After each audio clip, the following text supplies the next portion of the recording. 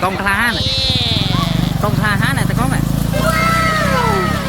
ơi mày ơi mày ơi ô ôi chọc bao rồi alo tung chân này anh tung chân lời ấy nha ta con nha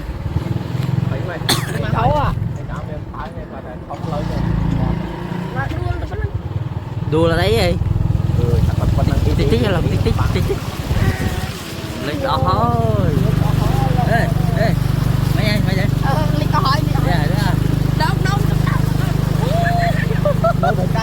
mày ơi ôi chọc bao rồi alo tung chân này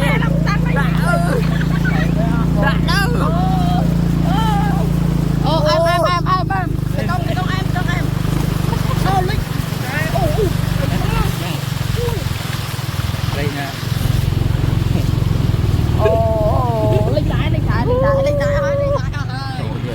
nè như đây con xì rồi cục cắt đấy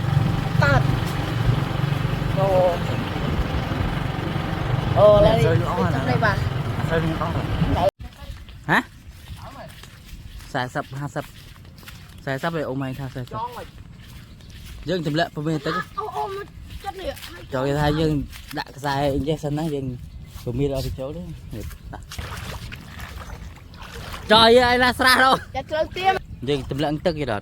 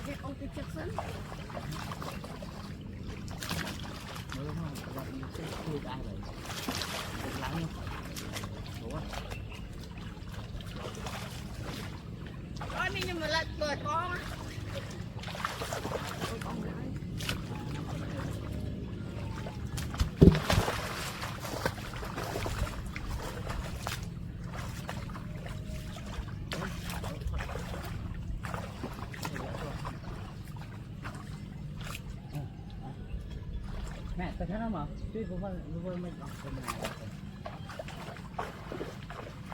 hiện ra nó mà đặt đây không đó lệ này đặt đây mà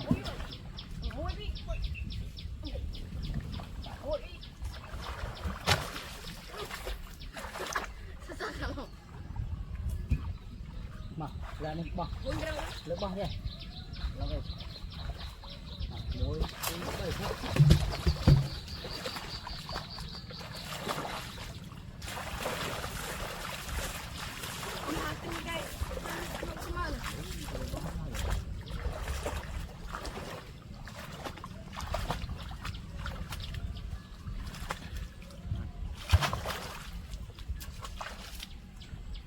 này tao đó ông này làm đâu đấy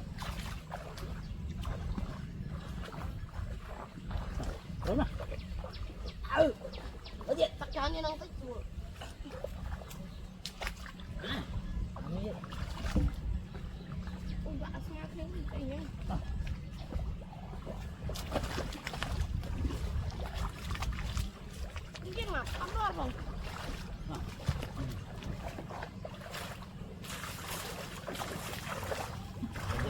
dạ cũng làm lại môi mà hành sang lại đi mơ nó thôi nhở đúng nó ăn chơi năm nữa lời sao đây sao chơi mà sao rồi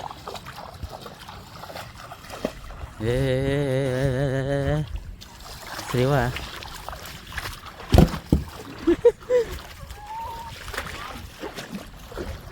Thực nè à.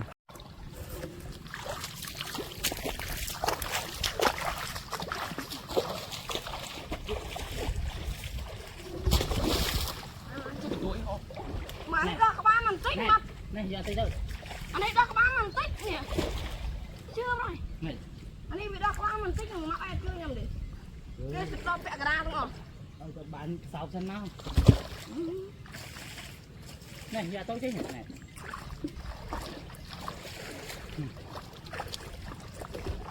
Đâu rồi? Anh biết rồi.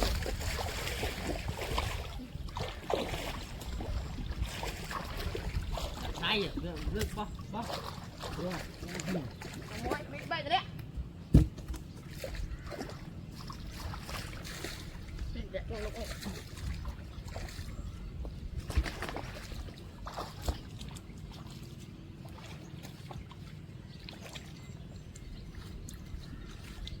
Chị mình chưa lên nha.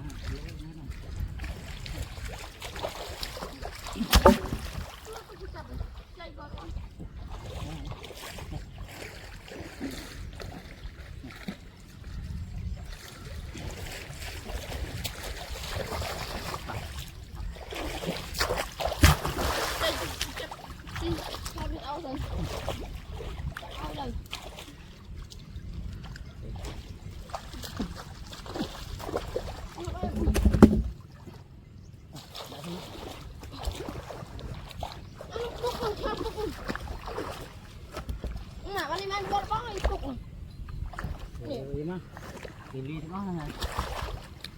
Ô, tung. Bố.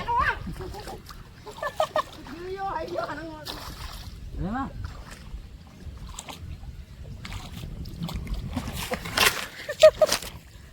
Cần biết bắt rồi. Phong hả thực. Ngoài phong.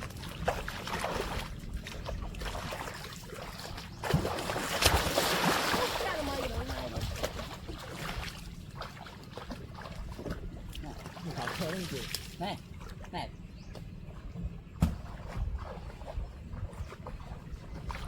Rớt hành lực bao? Em đi. Này, con hao đi. Lộc tuổi, nè tuổi. Mới à, Mày không ra thôi. tao con hao tới trong mắt này ra chơi hả? Một cái bay, đây. À, cũng biết. Thế là ta phúc rồi.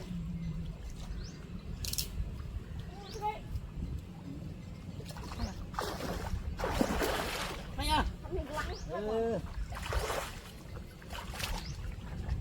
Lạ lơ, mày cao vào đây. Một hai tiết. Tao đánh mày nhỉ? Tay. Một tiết sơ này. Anh với nó. Úp lên. Đây rồi.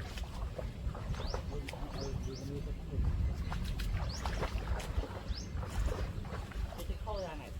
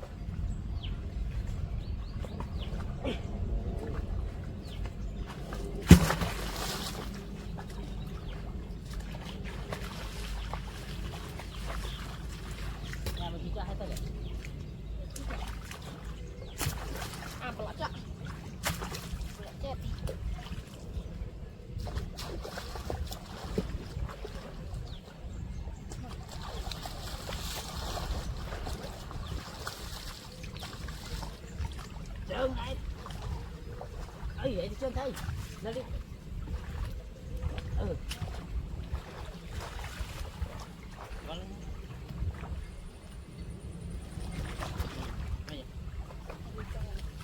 Dạ mua tên lượng với tên. Nó quay.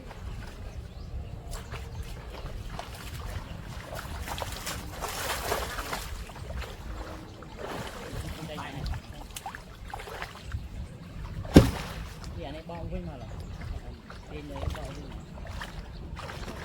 smart rồi chơi thôi không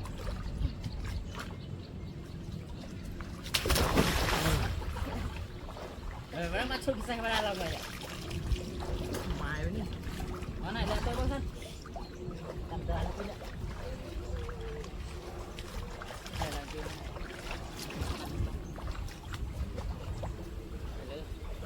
ui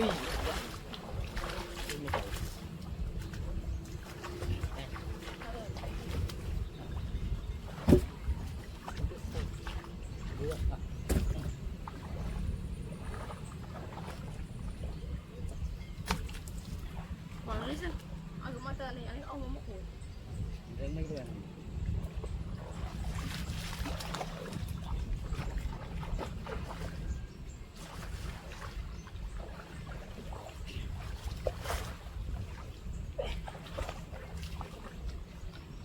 lấy nhá lấy nhá rồi bạn bọn mình còn với ông còn anh tính rồi ơi tôi hả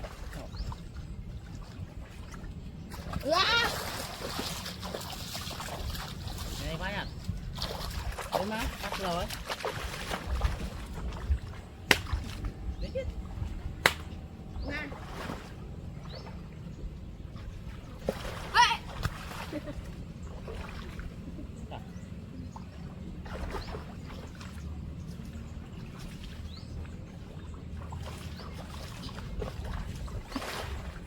ra tiền luôn đây lấy ra đây má tụi em anh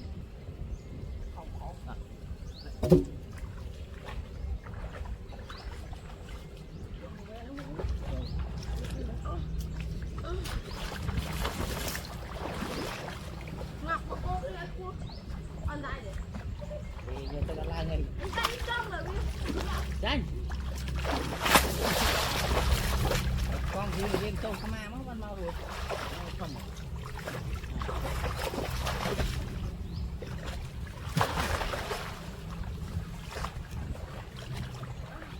này này vô tôi cho ốc này cái nào lo không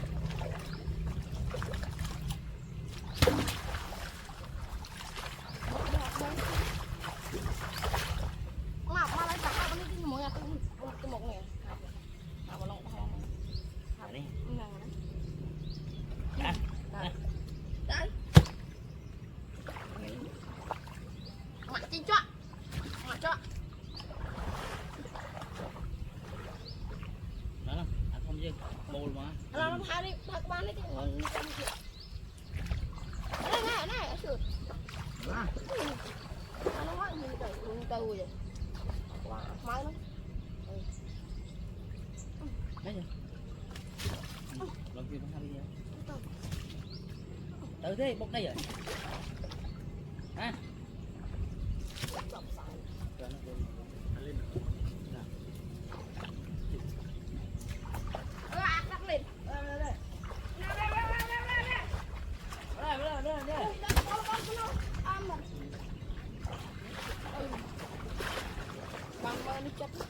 nó này tôi đúng không nắm đâu mà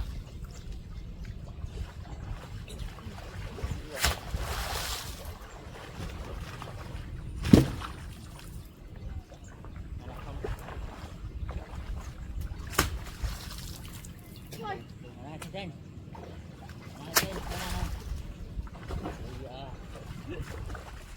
đi đó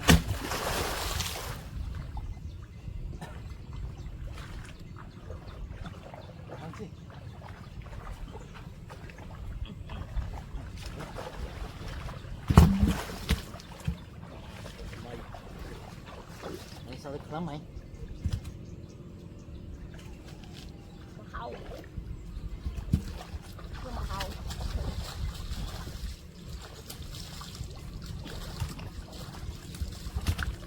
mời chơi nữa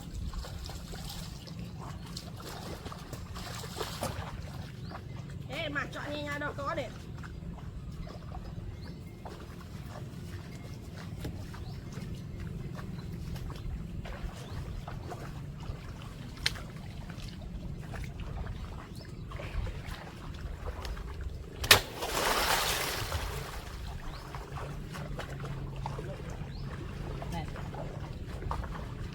lực cả lắp ra xuống rồi nó mũi tên này lên cái này lên đi cặp đâu nó lên đại anh ơi trời rồi mình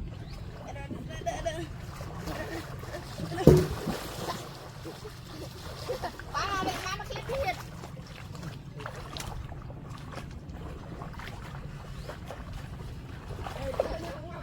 bây giờ phá bùn như tao đẹp bay nó đại thợ mình khui bên đây lên rồi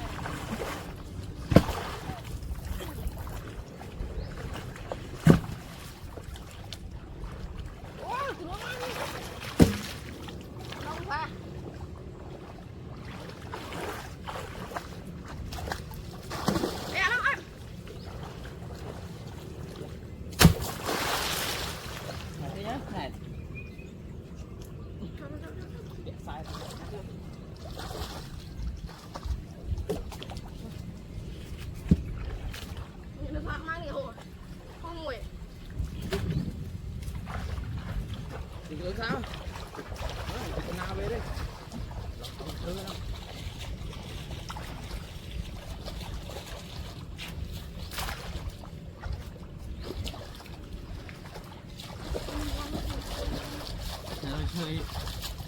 bắn cái đây mới mà này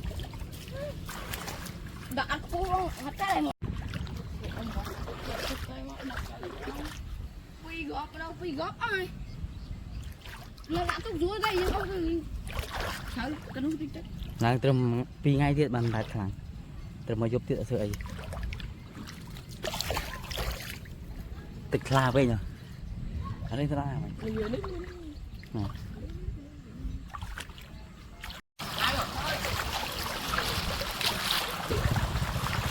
hey lòng thôi chứ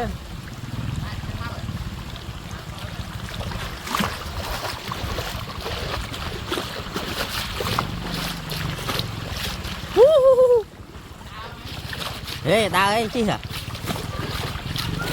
nè cho bà cái lanh con này cho bà cái lanh to tay này cặp rồi đi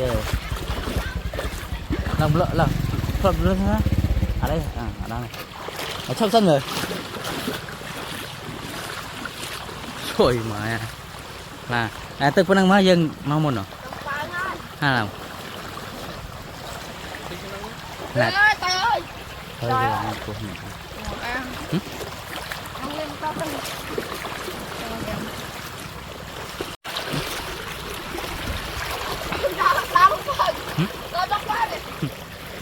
giờ ba mấy mà tức là hô khẳng à con tha này con tha há này ta có này ôi mày mày ơi ô mày ơi tao ơi sai nè lịch đấy ơi lịch có hai lịch post chỉ cả post sai đi sơi đi lên sơi về nè lịch sai rồi lịch cho hai con lên mà má nè chị mà to trong ta cùng nè lồng tàu mới vào đây lồng tàu vào đây nè mà về hai ô lịch ơi con là bông lịch nhưng mà sai chết pan na ta sai lịch tét mũi nó tét mũi rồi sai pan na thì sai ai đừng nè hai đừng thấm nè ồ tại chưa ở lên chết cho con người ta tại không ta đa trong cái này nè trời ơi mà cái bác này nè dọc tại mình bắt đấy sai bên nắng bà bôn đâu ngà nước đâu à đâu rồi đâu cái đồng đâu lấy cái tập làm này ta lý ơi mẹ ơi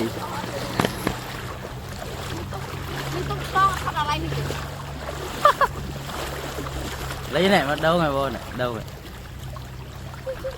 mà chung với nhỉ lý ơi con lộn bon này nè nè đâu